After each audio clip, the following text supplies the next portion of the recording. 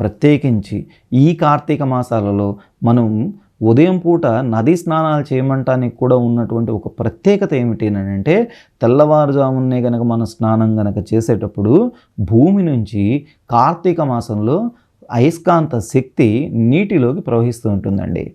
అలా నీటిలో వచ్చినప్పుడు ఎప్పుడైతే పారుతున్న నీటి మధ్యలో మనం గనక స్నానం చేస్తామో ఆ ఐరన్ ఏదైతే ఉందో ఆ శక్తి, ఆ అయస్కాంత శక్తి మన శరీరంలో ప్రవేశించడం వల్ల అనేకమైనటువంటి రోగాలు పోతాయి. కాబట్టి ఉదయాన్నే సూర్యుడు తులారాశిలోకి ప్రవేశించిన సందర్భంలో ఈ విశేషమైనటువంటి స్నానాలు చేస్తూ ఉంటాం. ఇది కాకుండా ఆశ్వయుజ మాసంలో చంద్రుడు ఏం చేస్తాడంటే నీటి లోపల ఉన్నటువంటి శక్తిని పూర్తిగా సంగ్రహిస్తాడట ఆయన.